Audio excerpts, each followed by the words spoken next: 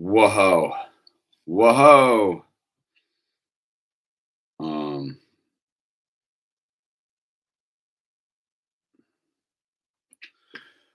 Whoa, it's the illusion reporting from somewhere on spaceship Earth. It's Sober Wednesday. We've been out of the loop on Sober Wednesday for a bit. I was like, I can't do 4 in a row. We are here Sober Wednesday. Yeah, where we dedicate an hour for those who struggle with alcoholism, addiction of any kind, whether that's addiction to food, sex, gambling, Legos, whatever it is that you've put between you and God. This is where we come to spend an hour. This really is for those who are depressed, suicidal, those who are feeling hopeless during these crazy times of isolation and heavy reality. So all I ask is that the chat be remained oriented to those who are seeking help, seeking a solution, and are looking for a community to be part of for an hour versus going and drinking, shooting dope, eating cakes, killing themselves, whatever it may be. There's a lot of people suffering with mental health issues right now, a lot of people feeling isolated and alone. So that's what we're here for. And I just ask that everybody look out for the chat and help those who are showing up and get people the help they need. And I'll let them know there is a solution. All of these problems are just temporary, and we got to move through it. Life's no joke, dude. So let's open it up with this. And I'm going to be a little bit distracted. I kind of got something, the front lines of the other life is happening right now. So with that said, God, grant me the serenity to accept the things I cannot change, the courage to change the things I can, and the wisdom to know the difference. The wisdom to know the difference. God, grant me the serenity to accept the things I cannot change. God, grant me the serenity to accept the things I cannot change, the courage to change the things I can, and the wisdom to know the difference. It's a lot packed in that prayer. There's a lot packed in that prayer. And it's funny because that prayer, it's so deep and it's so simple, and it's so applicable, and it gives you such a clue as to like, what is it that you cannot change and what is it that you can change? Because that things we think we can't change today are things we can change the next day, and things that we like, it changes. So don't, it's the wisdom to know the difference. Some days are not your days to change things, and some days are the days to change the things that you can. All right, with that said, let me do the thing that we do, which is the Serenity prayer. No, we just did that, dude. Chapter 5, how it works. Rarely have we seen a person fail who has thoroughly followed our path. Those who do not recover are people who cannot or will not completely give themselves to the simple program. Usually men and women who are constitutionally incapable of being honest with themselves. There are such unfortunates. They are not at fault. They seem to have been born that way. They are naturally incapable of grasping and developing a manner of living which demands rigorous honesty. their chances are less than average. There are those too who suffer from grave emotional and mental disorders, but many of them do recover if they have the capacity to be honest. Our stories disclose in a general way what we used to be like, what happened, and what we're like now. If you've decided you want what we have and are willing to go to any length to get it, then you are ready to take certain steps. At some of these, we balked. We thought we could find an easier, softer way, but we could not. With all the earnestness at our command, we beg of you to be fearless and thorough from the very start. Some of us have tried to hold on to our old ideas, and the result was nil until we let go absolutely. Remember that we deal with alcohol, cunning, baffling, powerful. Without help, it is too much for us. But there is one who has all power. That one is God. May you find him now. Half measured availed us nothing. We stood at the turning point. We asked his protection and care with complete abandon. Here are the steps we took, which are suggested as a program of recovery. 1, we admitted we were powerless over alcohol, that our lives had become unmanageable. 2, came to believe that a power greater than ourselves could restore us to sanity. 3, made a decision to turn our will and our lives over to the care of God as we understood him. 4, made a searching and fearless moral inventory of ourselves. 5, admitted to God, to ourselves, and to another human being the exact nature of our wrongs. 6, we're entirely ready to have God remove all these defects of character. 7, humbly asked him to remove our shortcomings. 8, made a list of all persons we had harmed and became willing to make amends to them all. 9, made direct amends to such people wherever possible, except when to do so would injure them or others. 10, continued to take personal inventory, and when we were strong, promptly admitted it. Wrong, promptly admitted it. Wrong. 11, sought through prayer and meditation to improve our conscious contact with God, and as we understood, and praying only for the knowledge of his will for us and the power to carry that out. 12, having had a spiritual awakening as a result of these steps, we tried to carry this message to alcoholics and to practice these principles in all of our affairs. Many of us exclaimed, "What an order! I can't go through with it." Do not be discouraged. None among us has been able to maintain anything like perfect adherence to these principles. We are not saints. The point is that we're willing to grow along spiritual lines. The principles we have set down are guides to progress. We claim spiritual progress rather than spiritual perfection. Our description of the alcoholic, the chapter to the agnostic, and our personal adventures before and after make clear 3 pertinent ideas. A, that we were alcoholic and could not manage our own lives. B, that probably no human power could have relieved our alcoholism. C, that God could and would if he were sought. Amen. That's how it works, baby. That's how it works. Again, I just grateful for we're all here. It's been a little bit of a hiatus on this. A lot of stuff's been going on Wednesday nights lately, and I almost a lot of stuff's going on tonight, but I was like, I need to check in for myself tonight, right? Is just for me. I need it. We've been life's been full tilt boogie lately. Full tilt boogie, man. And that's the gift of sobriety. That is the gift of sobriety. So I think what I wanted to get into is gratitude tonight. I was gonna do it last week, but it just like I said, I forget what happened. But I wanted to talk about gratitude. And that is ultimately where the rubber meets the road of sobriety, right? Gratitude. Because I think that so I was talking with one of my friends that I got sober with. So I got sober almost 13 years ago now. And there was a group of us, and we weren't like a group, but we all were sort of under the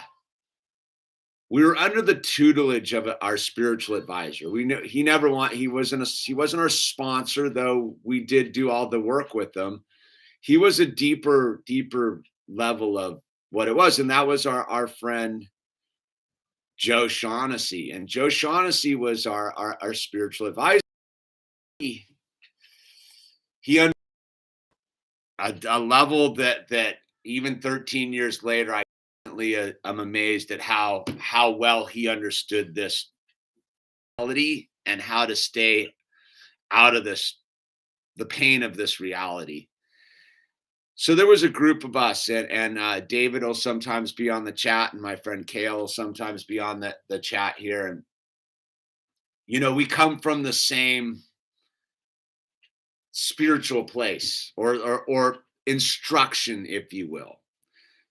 So if I go to gratitude right now, right, the gratitude I have is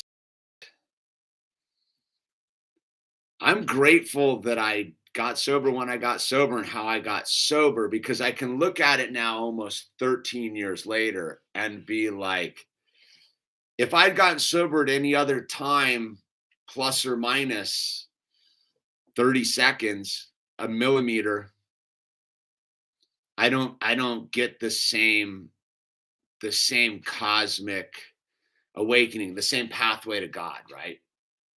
And when I've shared the story of the miracle of how I got sober in front of the liquor store when I ran into Joe and David, and the journey I've had.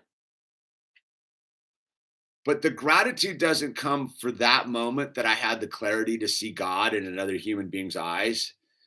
The gratitude I have is for the misery that I had leading up to that point, right? And it's an interesting thing when you get into gratitude, because most people think that gratitude's about the abundance of life, right? Like, oh my God, I'm so grateful that I have a healthy son, a beautiful wife. I live that Talking Heads song. How did I get here, right? How did I get here? And that's the easy part of gratitude. Where the real gratitude comes into my life, where I truly understand the gift of gratitude, is when my life, the bad parts of life, right? And having warrior through the bad parts of life, right? And realizing that those bad parts of life is where all the learning occurred. Because digging into to like when life is hard ultimately makes life, when it's good, makes some sense. And what I mean by that is, if I hadn't had the miserable decade prior to getting sober, like I really twisted in the wind for an easily a decade prior to finding Joe and Dave in front of the liquor store.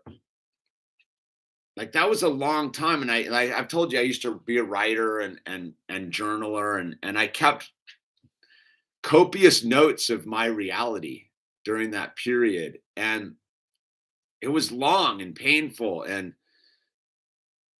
I look back at it now, and I wouldn't have wanted it any other way. Like, I guess, so I'm 13 years sober, right?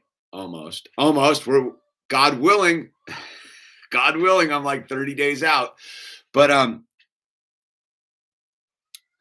what I'm getting at is, so that decade I spent twisting in the wind and trying to figure it out, and I can do it, in self-will, and just being Hiroshima and Nagasaki, and all of the anger and frustration and confusion and humiliation and dead end roads. When sobriety kicked in long enough, I was able to look back and be like, oh, whoa, my life is radically different. So, and this is what I'd say again, to the gratitude is the first part of sobriety sucked. It wasn't easy. It was hard. But I look back at it now, and I'm like, wow, I had like it's weird. You have almost the best sobriety when it sucks. Like, I remember, like, and I'm talking about gratitude, right? Right. This is my theme, but I'm kind of weaving it into like my experience is, I remember I was hanging out with those punker kids, the 17-year-old punker kids that were getting sober. They're all still sober, by the way. And 13 years later. They're like 30 something now. I knew these kids when they were 17 with like mohawks and blue hair and tattoos and getting sober, dude. So we would smoke cigarettes, drink coffee, but life was so rough. I used to call these dudes in the middle of the night and be like, dude, this sucks, bro. Because you remember, I'm like 40, they're 17, dude. They have a whole different experience. I'm like pretty miserable, and I'd be like, dude, and they'd be like, let's meet at the pavilions. There used to be a Pavilions grocery store. Let's meet at the Pavilions because it would be open all night. And we would go over there to the yellow bench and just smoke cigarettes at 2:00 in the morning and like tic tac around on our skateboards and just talk, blah, blah, and this and that, and just talk all night long about whatever. And I look back on that and I'm like, man, there was a golden era to the misery of sobriety, because you don't get to repeat that ever again. Like that's the gift of early sobriety, is you get sober enough, you look back at, like, that's a decade plus ago. I look back with fond memories because I know how much pain that was. Oh God, day 1, day 30, day 90, 6 months, the madness of it all, right? But I look back on it and I'm so grateful that I was willing to experience that misery on my chin. Like, take it on the chin and be a warrior and rise to the occasion. And so I look back, like the fire, right? Like, what's 3 years ago was the fire.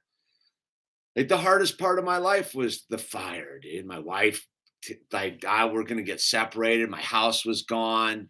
All of my possessions were gone. My entire community was gone. I look back at that time and I'm like, wow, man, that I am truly grateful that I was sober enough and had enough God in my life to persevere through that time period.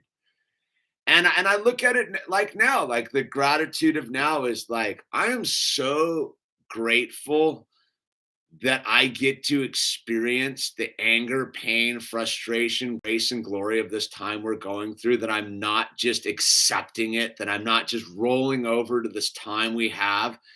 I was up at a city council meeting till midnight last night, leading parents to a better day. And I didn't do any of that without sobriety, right? And so today I like literally was hungover from it, like wiped out.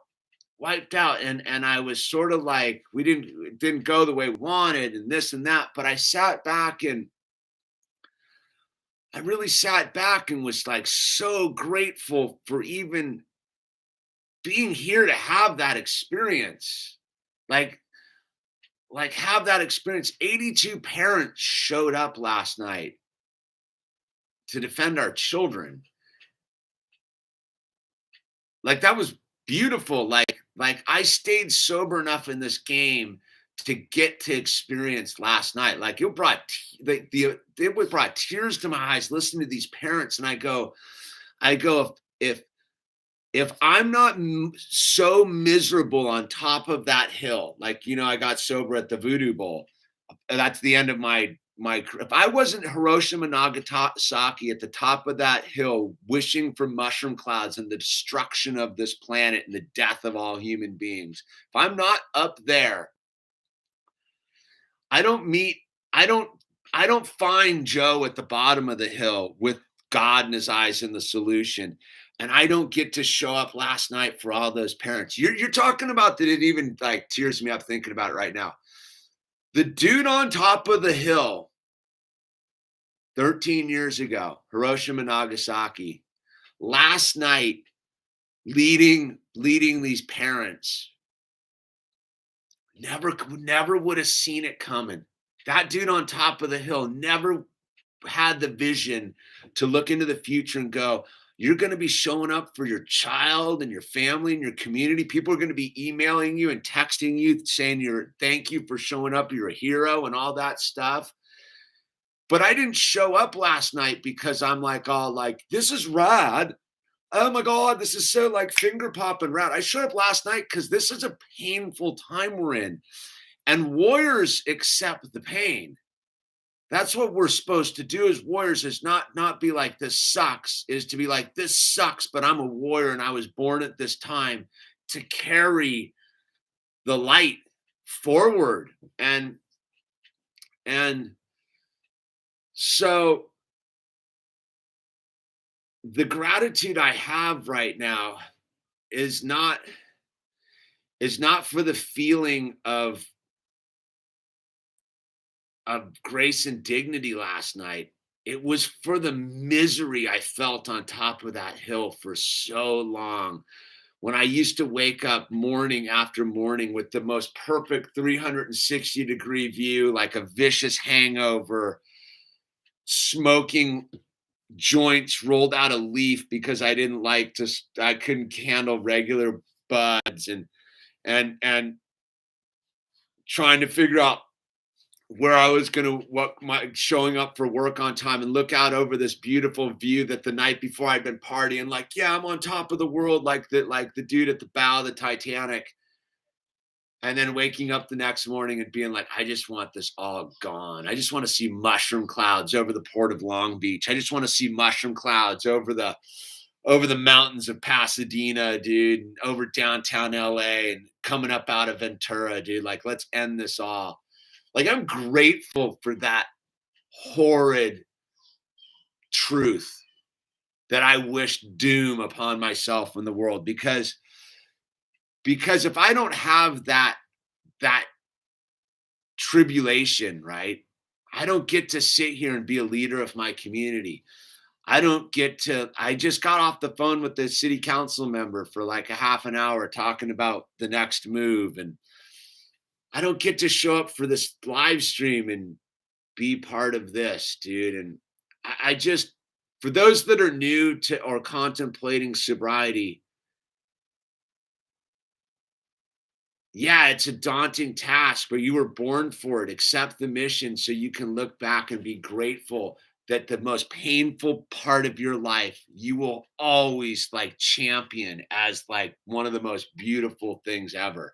It's a very interesting thing, even talking about it. I'm like, that's such a trippy concept, bro. Like, so like you cherish the misery so you can truly enjoy the beauty, dude.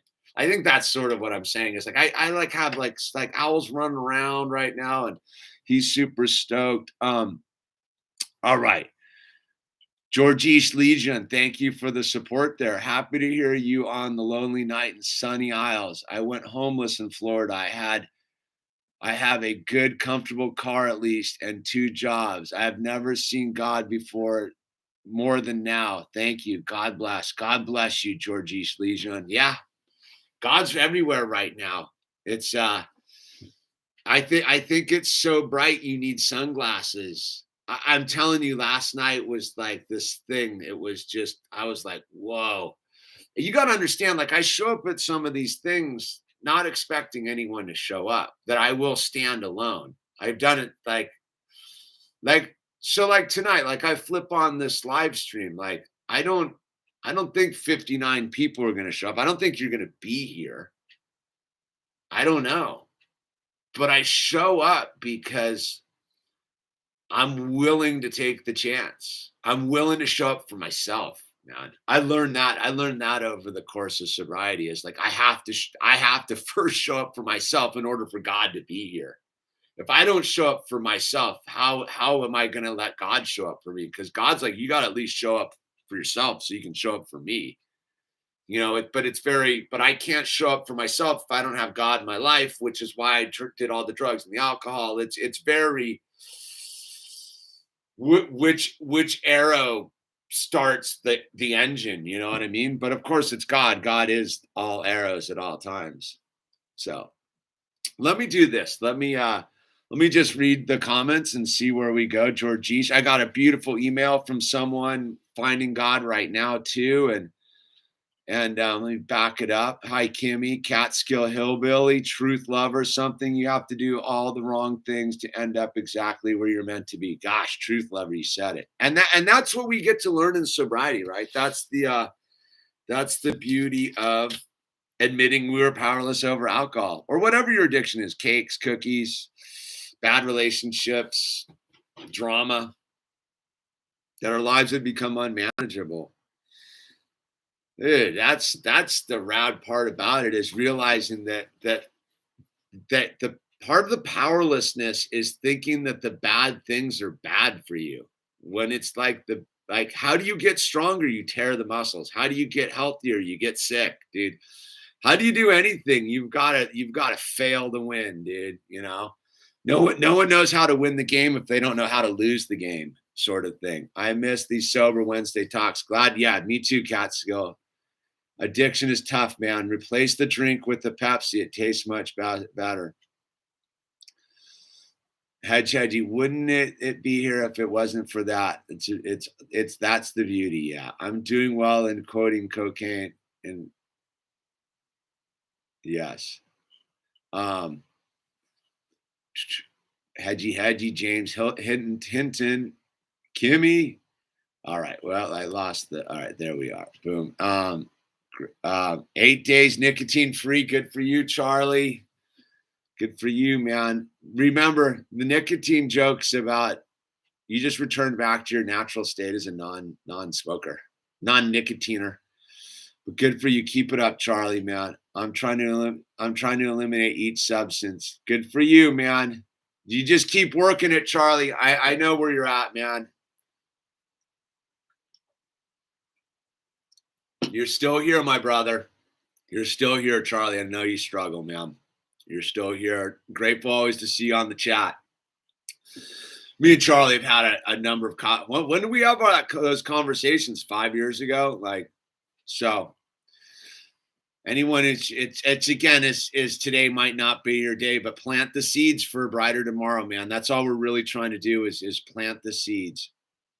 Eva Lee, been sober for almost 2 weeks.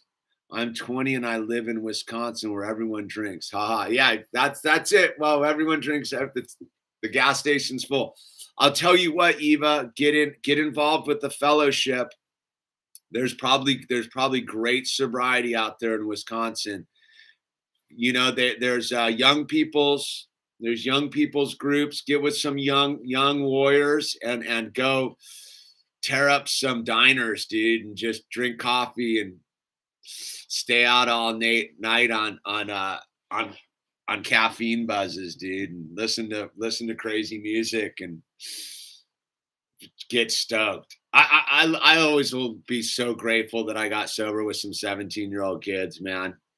That's what probably, besides my 10 billion-year-old spiritual advisor, the 17-year-old kids really did keep me entertained. I mean, that's all my beginning YouTube. If you look at all my beginning YouTube, it's those Run Man shows, and that's how I cut my teeth on this whole thing.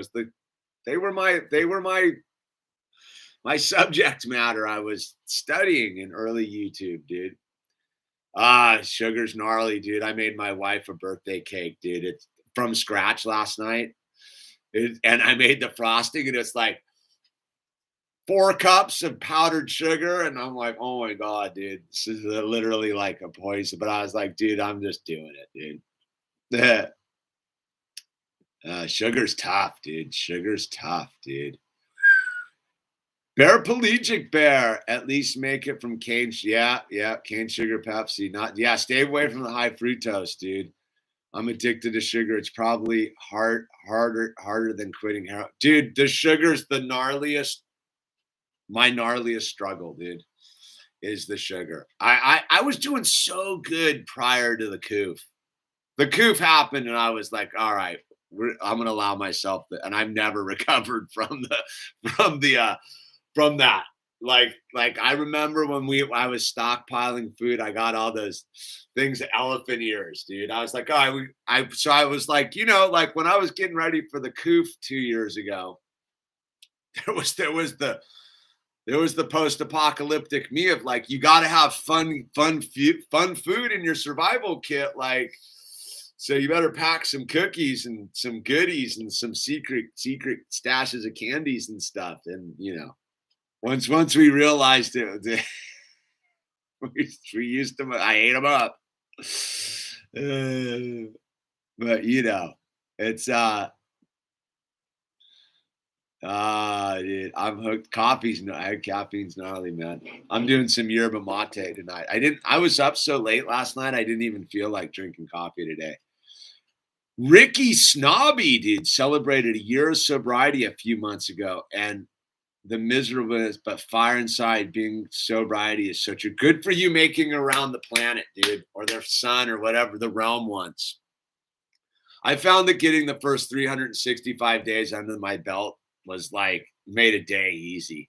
Like the mind works in mysterious ways. Like the first year, anyone out there, right? Anyone out there. My advice is don't count days. Don't get into the I'm 30, 60, 90, 100. It just turns into gobbledygook. Just just aim for your day. Just aim for your 365th day, one day at a time. Make it around the sun once, dude.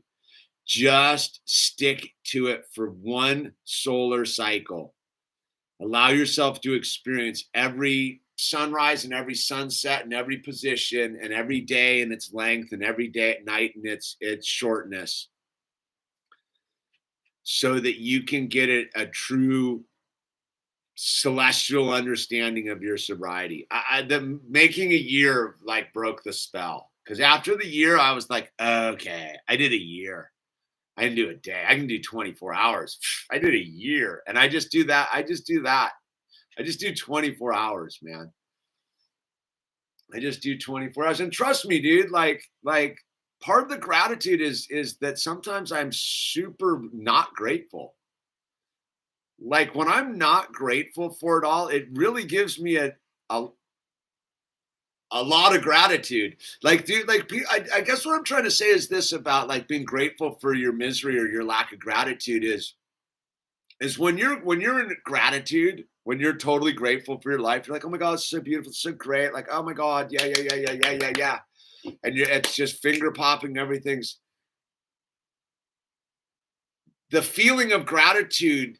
There's not a big gap there. So it's just sort of baseline. But when you wake up and you're bummed and things aren't going your way and you're like, all right, dude, like, what am I going to do, man? I'm like, all right, I got to do my gratitude list. Like, what do I have to be grateful for? Like, well, I'm breathing. That's rad. It's rad. Oh, I'm here still. That's rad. Like, oh, there's my child. Like, that's rad. That that that space is so big right there that like that's the beauty of kind of coming back down to earth sometimes. Like, but you got to be careful with it. Like, don't get too cocky, kid. To quote Han Solo to Luke Skywalker shooting TIE fighters. Don't get too cocky. Don't get cocky, kid.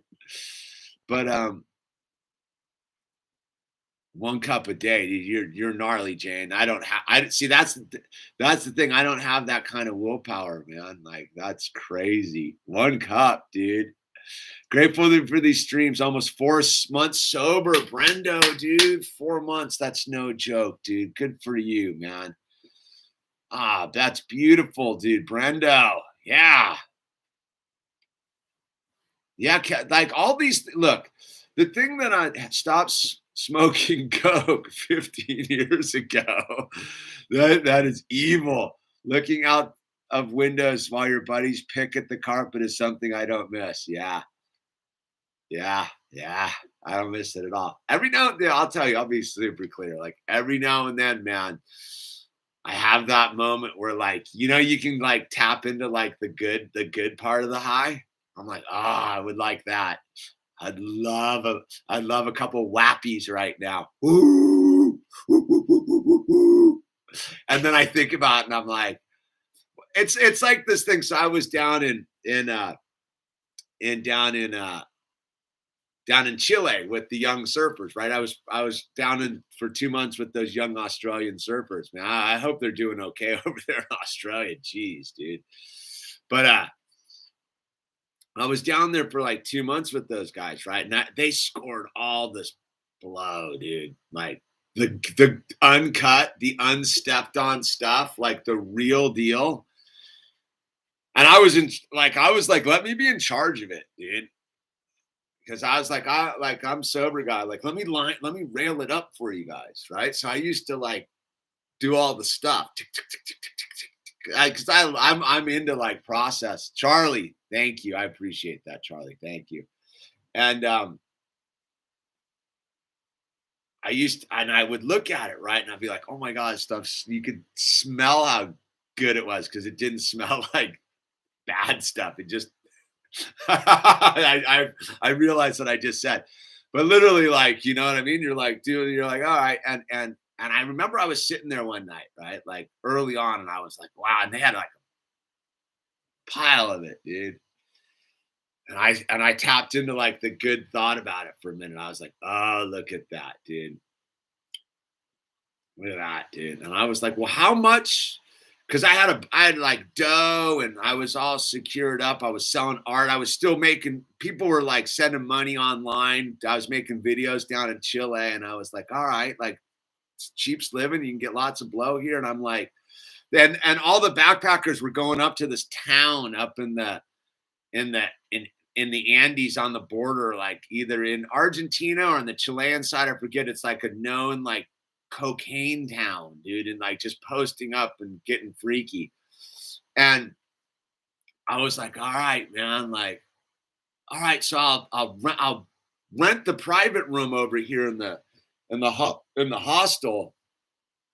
And I was like, well, I could probably like stay like I probably could afford like staying here like 6 months, and I could like that would give me enough to like, and the blow was super cheap, and I was like, all right, I'll I and then I was like, well, how much blow would I need? Like, how much blow would I need to pull this off? And I started calculating like how much you could get and how cheap it was. And like, I was like, well, there ain't enough in the world. Like I bumped into this, like, you know, they say that one's too many and 1,000's not enough, right? I was like, dude, there's not enough blow in the world if I commit to this line to satisfy me, dude. And that's why I sat there. I was chopping these dudes blow up, and I was like, yeah, nice thought, dude. Nice thought. But I went there because see, that's the thing, is I know how miserable my life was with the delusion of thinking that any of this was any good. And so I was able to think it out. I was like, all right, have the experience. One of the things that I think people do is they trick themselves into going they're not addicts, dude. Like, I love drugs, dude. I love alcohol.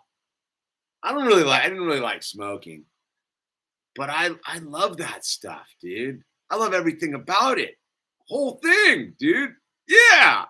Dude, I love the whole paranoia that I used to do, that whole thing where like I used to call it mental jumping jacks. Mental jumping jacks was my game. So I used to live with this dude, right? And he hated the cocaine. He hated it, dude. But I lived with this dude. I rented this dude's couch for $1,000 a month. And I worked with this dude every day. Like, I rented his couch. And so I used to score.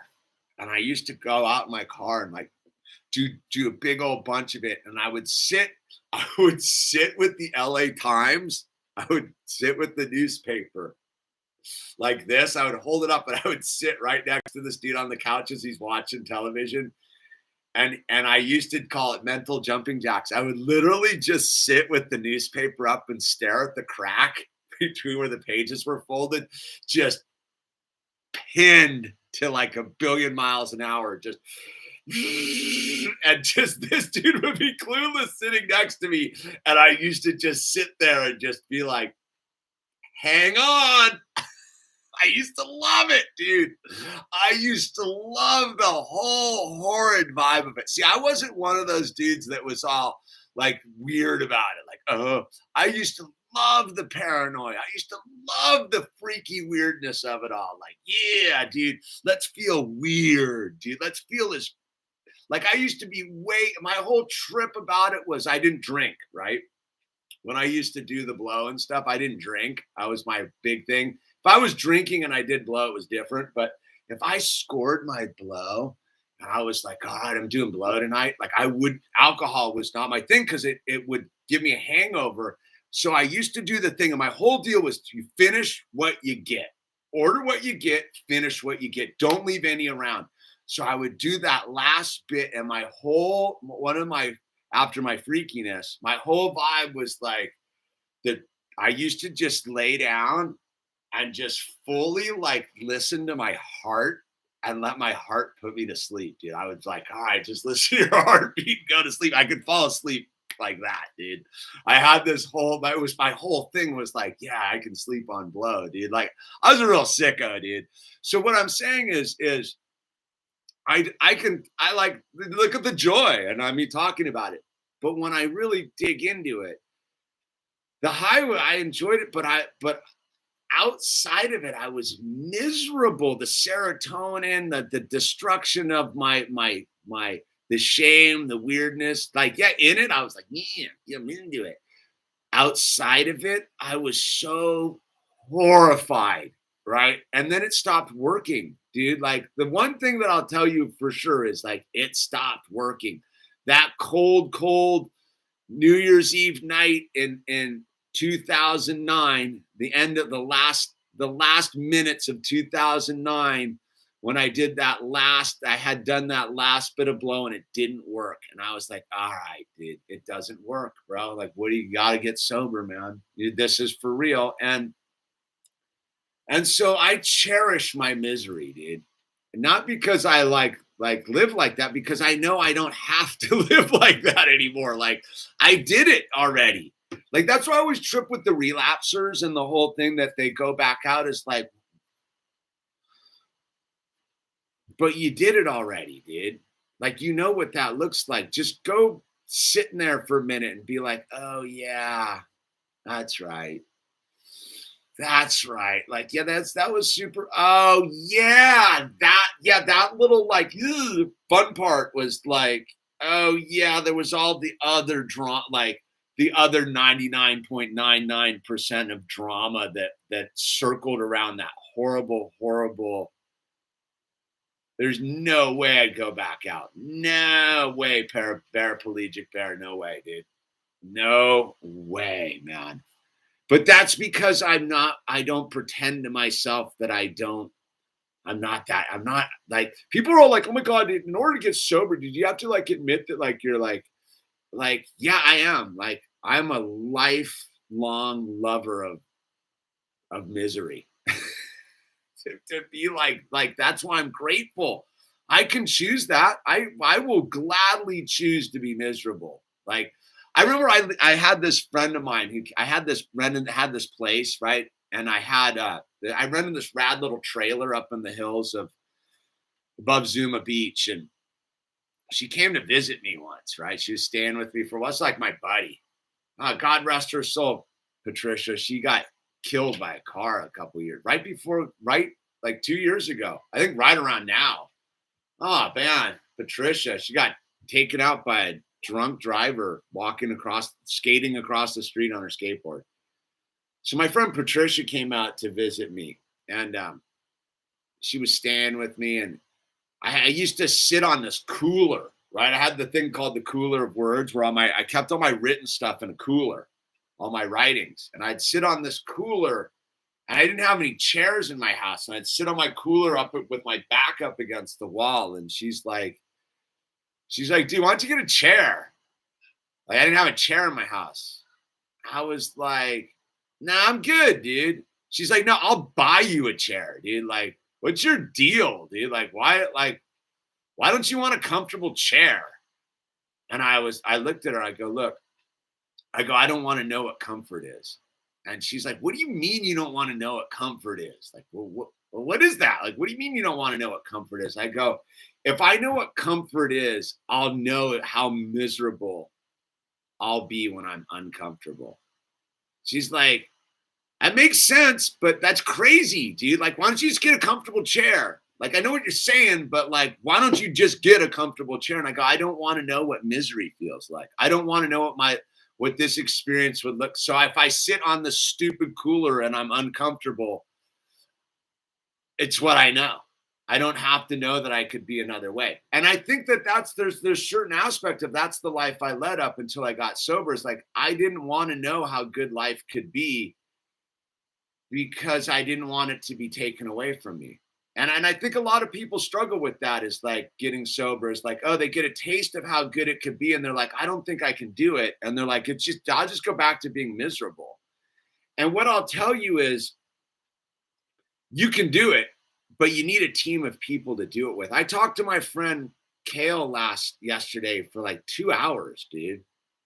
Like we were just talking about the getting sober and where we're at now. And we were joking about like, man, imagine if our spiritual advisor could see us now. Like, we're fighting the good fight. We're standing up for people and the whole thing. And yeah, like that first year is just allowing yourself to get used to the possibility that life could get good. People like I don't promise you anything. Like I just tell you, life will get different. And it's up to you to realize that the different of life is good. Like I look back at year 2, right? Year 2 is the lonely years. 2 and 3 is the lonely years. Like year 1 is just me fighting to get sober. Like, yeah, I'm gonna get sober. Rah, with the punkers. Years 2 and 3, that's the lonely years, bro. That's like, oh my God, if I'd smoke the cigarettes on the stoop and be like, if only God understood. I need to like have a partner. I need to be in love. Like it was definitely like lyrics from The Cure. I was living lyrics from The Cure, dude.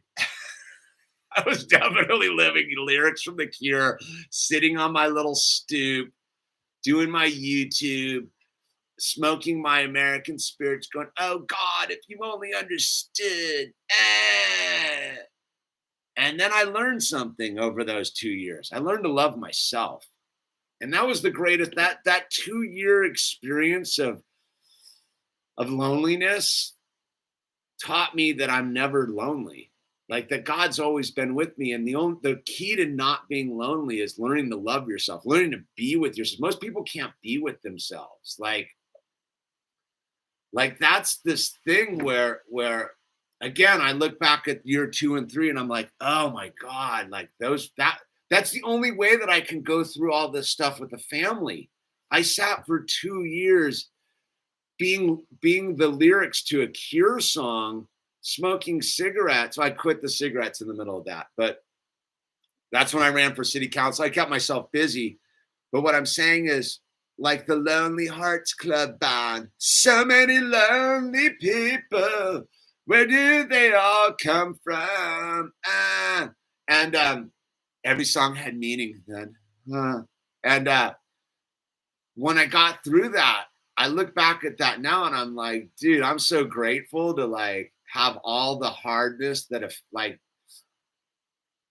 I know what it's like. So like, again, I can sit with the hard realities of having a family, having a wife, having children, and be like, all right, dude. Like I can always I did my lonely tour. Like, all right, what am I looking at here? Like, this is really hard. It's difficult. This is like a lot of work. All right, like, okay, like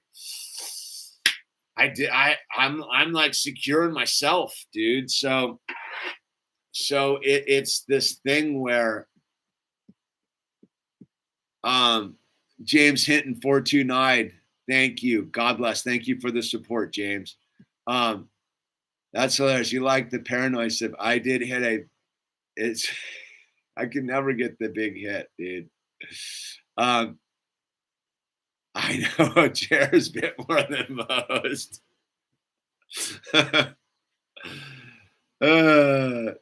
That's an airplane chair, paraplegic. Yeah, it's a thing, man. I have nothing but gratitude tonight, people. The future's uncertain, but the present moment's beautiful, man. Like the dude, the lonely dude who was making bowl cut like go look at my YouTube videos in the beginning, dude. My taking TVs apart on crystal meth and all those crazy the all the lonely videos. And those were some of my best work, man. I really was, because I was raw, man. Early YouTube, man, there is a truth inside of my early couple years of YouTube that I could never ever touch again. But I think that Sober Wednesday has been a sort of a reboot on that, because I think about it now. I wish I had this then. Like, imagine if what the live streaming thing had been happening 10 years ago. Again, it didn't. I had to sit alone and I used to, like, that was when you used to make YouTube videos and post them and like read comments of people calling you stupid. You're a man-child. Like, grow up, dude. It's the hair. It's so funny.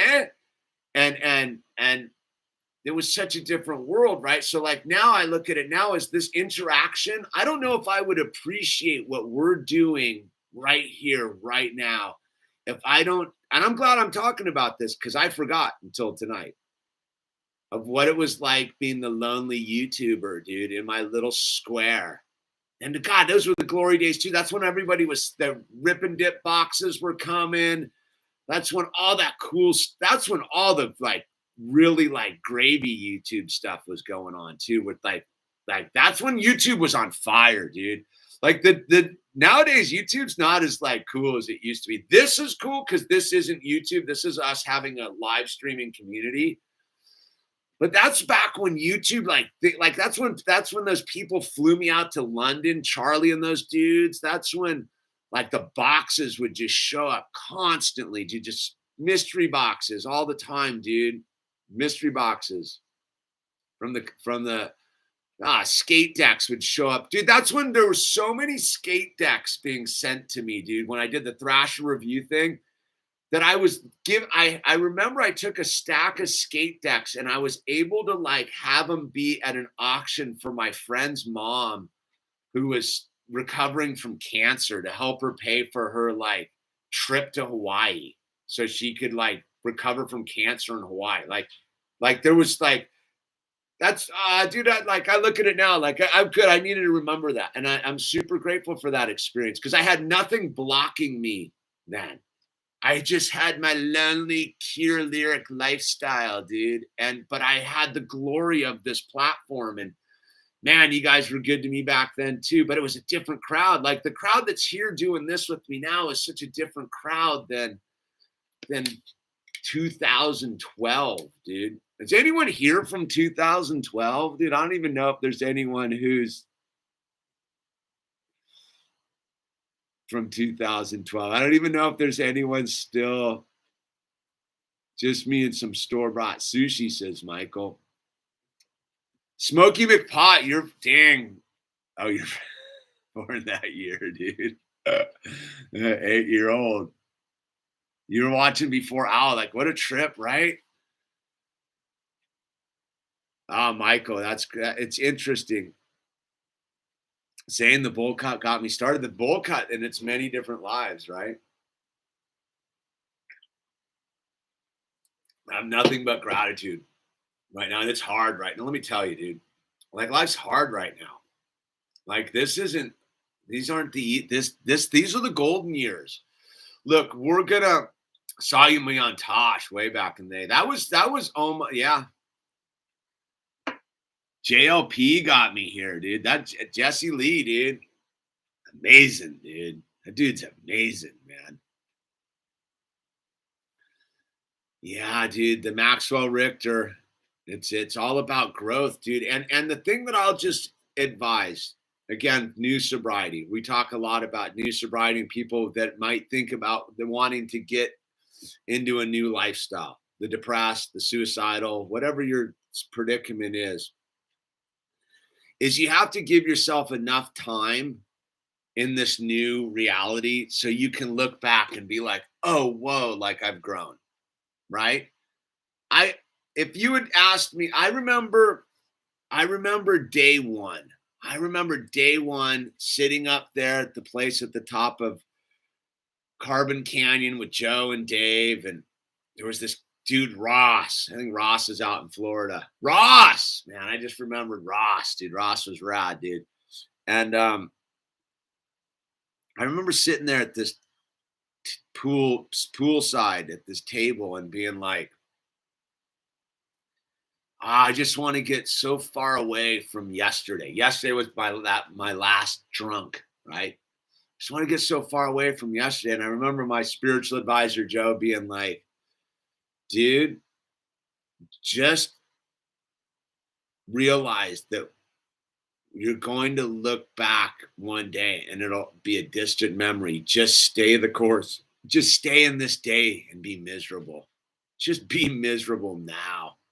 And I was like, what are you talking about, man? Yeah, promo code. That's Jordan right there. Don't give him a timeout on that. That's my boy right there, dude. I did. You have a YouTube channel, Terry Ferretti. Feel the misery, feel the pain, dude. Because I mean, man, it's a lot of why skateboarders are such an interesting crowd, you know? It's Art Bell, yeah, as an Art Bell fan. Nah, it's okay, Kimmy. That's Jordan, dude. Push through, dude. Push through. Good pool empty with cement. We're only million. Yeah, even if you just got to do a little wheeler grind, dude.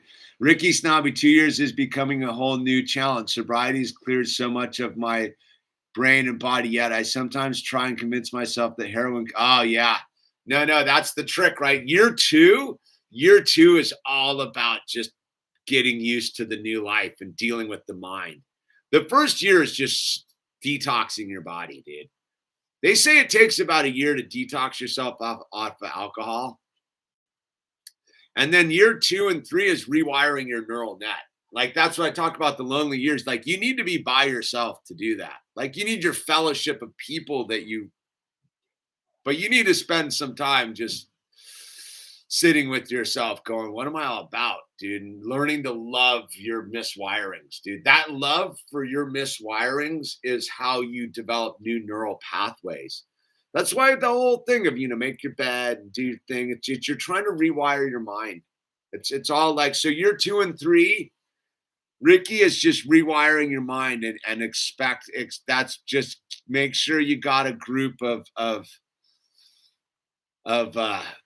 people around you to support you, man. It's super important, man. And I'll just say this on the way out the door is sobriety is a team sport, man. Mental health, team sport. Life is a team sport. Last night, 82 people showed up, dude. It was a team sport, man. None of us get to do this by ourselves. Even that person we're in opposition to, team sport.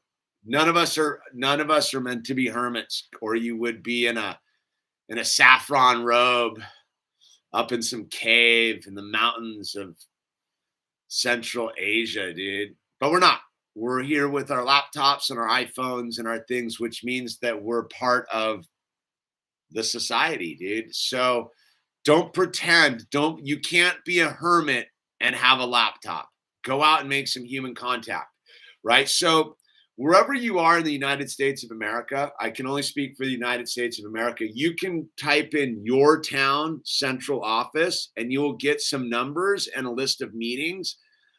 And if you want to get sober, if you want some help, please call that number. There will be a person that's different than me, but similar to me, that is doing their primary purpose is to show up for you. They're waiting.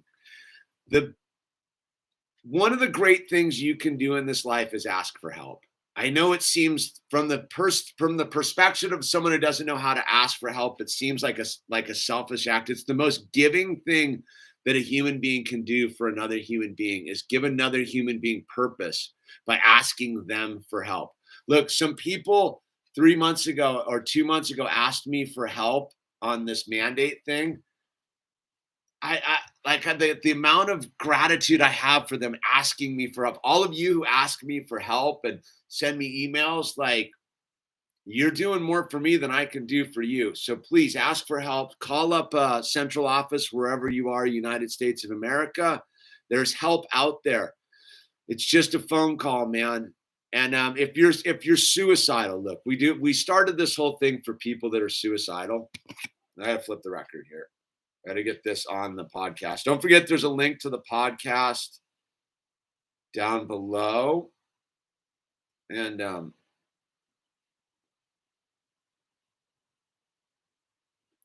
if you're suicidal, and I mean for real, please call someone. There's the suicide. Someone usually puts the suicide hotline number up there for me. I forget what it is. There's a suicide prevention hotline number. And please call someone, dude. Your life's important, man. Like I know it might not seem like it right now. You might have destroyed your life. You might be alone. You might be crazy. You might be isolated. You might be nutritionally deficient. But those thoughts running around in your mind, they're not real. And if you call somebody and talk to somebody, that'll help. Don't keep it inside yourself, please. Like we lost a lot of good people the last year that killed themselves, man. Officer Training, man, like that was a good dude. Like a really good dude was Mike Training, man. I miss that dude.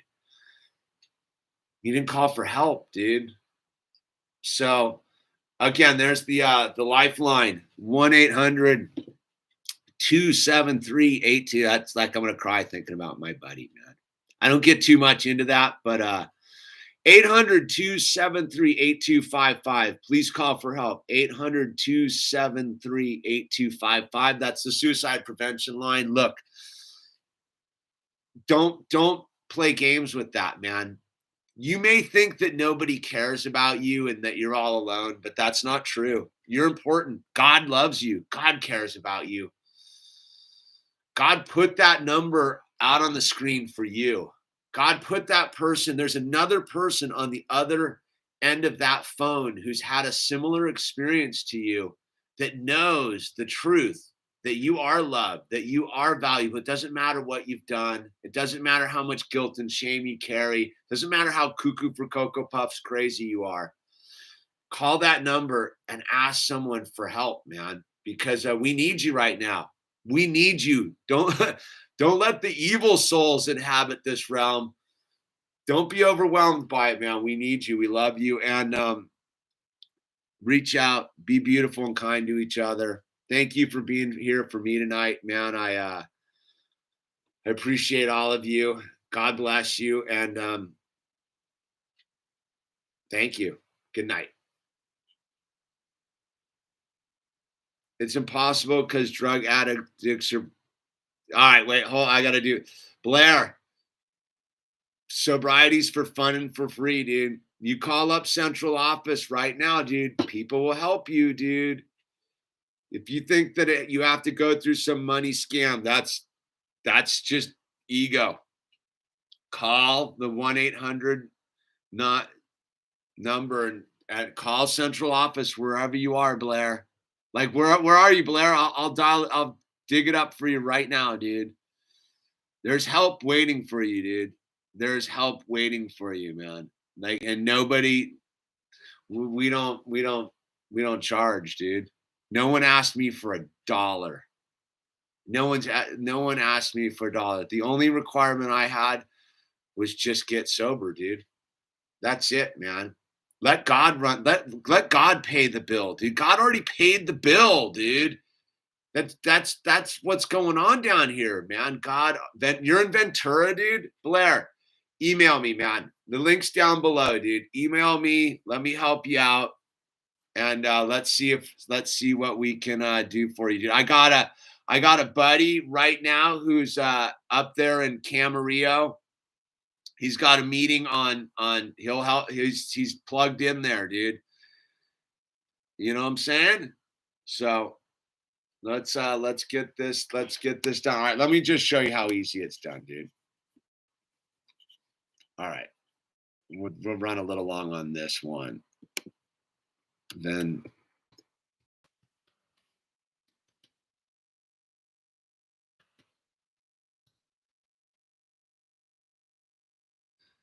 all right, so I typed in Ventura. Blair, here it is, man.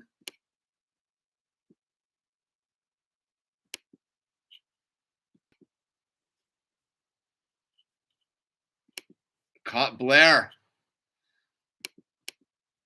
There it is, man. That's the Ventura AA central office, dude. And trust me, dude, like you get on your knees right now, brother. You just get on your knees and pray. Simplest prayer I know on this planet is help. Just help me, God, and mean it with all your heart. Help me, God. Help me, God. Call that number, dude, and let God help you, dude. And yeah, you might have to make a couple of phone calls, but just that act alone changes everything, dude. Cause you're already typing here, man. I know you want the help, dude. A lot of good sobriety in Ventura, dude. A lot of good sobriety up there, man. So I think on the final note is God, grant me the serenity to accept the things I cannot change, the courage to change the things I can, and the wisdom to know the difference. And put a special prayer out for Blair tonight. Blair and Charlie, you too, Charlie. May Blair and Charlie find the solution they need. May they turn their life over to God's loving grace and allow God to open the doors and pick up the phones and turn the loving hearts towards these two human beings right now in their time of need. God, I ask you to invoke your supernatural powers to protect and guide Blair and Charlie as they go on their journey towards you, and anyone else who needs help. This is our day. This is our time. God bless. Amen. Amen. Good night.